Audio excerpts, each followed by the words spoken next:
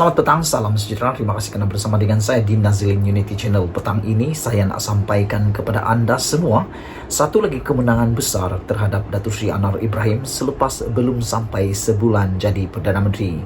Dan pastinya berita dan ulasan kali ini memang akan menyakitkan hati bagi mereka yang membenci Anwar Ibrahim ataupun yang tak suka dengan sistem Datuk Seri Anwar Ibrahim. Tapi bagi mereka yang amat menyukai ataupun ternanti-nanti dengan perubahan dan juga mahu pembaharuan dalam Malaysia, inilah waktunya anda mendengar dan mengungsikan satu lagi pencapaian luar biasa Datuk Seri Anwar Ibrahim yang pastinya membuatkan ramai cemburu, terutamanya Muhyiddin Yassin dan juga Hadiah Wang daripada Perikatan Nasional.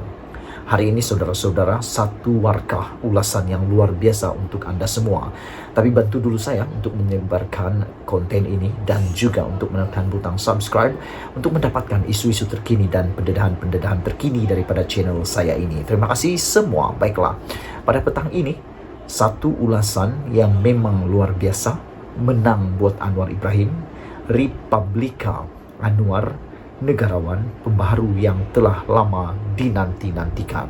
Wow, memang semua orang menantikan bagaimana rupa Malaysia selepas Datuk Seri Anwar Ibrahim menjadi Perdana Menteri. Jangan dulu nilai apa-apa, belum sampai sebulan pun. Namun demikian, memang agak mengejutkan kerana ia telah meninggalkan begitu besar kesan kepada Malaysia, khususnya hubungan antara bangsa. Keberhasilan sahabat Indonesia Datuk Seri Anwar Ibrahim menduduki kerusi Perdana Menteri ke-10 Malaysia merupakan kabar gembira yang telah lama dinantikan, kata beliau. Bahkan telah lama pula diprediksi bahawa dialah figur untuk negarawan yang paling tepat memimpin Malaysia memasuki era baru, iaitu era Malaysia yang benar-benar demokratis mengikuti tuntutan zaman.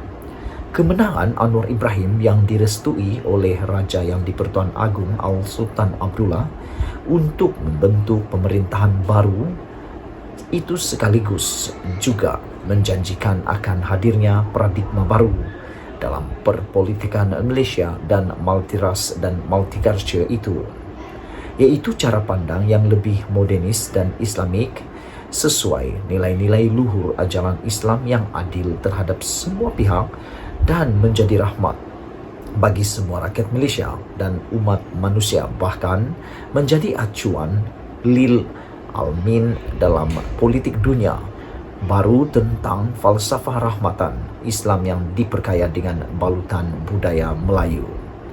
Reaksi kegembiraan terhadap kemenangan Anwar Ibrahim tidak hanya datang dari negerinya sendiri.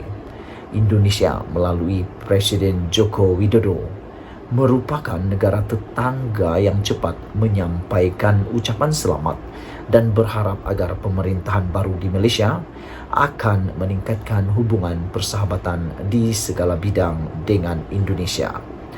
Perdana Menteri Singapura pula, Lee Hsien Loong, juga menyampaikan ucapan selamat atas terpilihnya Anwar Ibrahim sebagai Perdana Menteri, disusuli Presiden Turki Recep Tayyip Erdogan yang menginterpretasi konspirasi pers Anwar dengan ratusan wartawan internasional saat ia menyampaikan ucapan selamat kepada pemerintahan Malaysia tersebut. Menjawab ucapan selamat tersebut, Perdana Menteri Anwar Ibrahim berkata ia sepakat dengan Presiden Erdogan untuk meningkatkan hubungan di segala bidang, khususnya di bidang ekonomi, militer dan pendidikan, serta bekerjasama dengan membenteras terorisme di negeri dan terorisme internasional. Banjir ucapan selamat kepada Perdana Menteri Anwar Ibrahim akan terus berdatangan dari berbagai pelosok dunia kerana ketokohannya sebagai negarawan diakui di mancanegara. Anwar adalah pemimpin dunia Islam dan intelektual Muslim yang pemikiran dan gagasan-gagasannya dalam memperjuangkan keadilan dan kesejahteraan rakyat sudah lama diakui di komunitis internasional. Dia bukan memimpin jago kandang. Dia bukan pemimpin jago kandang yang inward looking.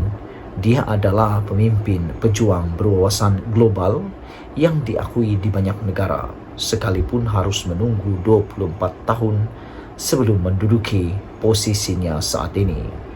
Dari perspektif kegigihan perjuangannya, Anwar Ibrahim mungkin bisa kita samakan dengan Nelson Mandela yang menduduki pucuk kepimpinan pemerintahannya setelah dizalimi dan dipenjarakan. Bahkan sampai 3 kali Anwar Ibrahim dipenjarakan. Tapi bagi seorang Anwar Ibrahim, penjara hanyalah batu loncatan untuk semakin tinggi yang melambung dan kini ia terbukti. Itulah sikap seorang negarawan sejati yang patut diteladani oleh para pemimpin di berbagai negara ini.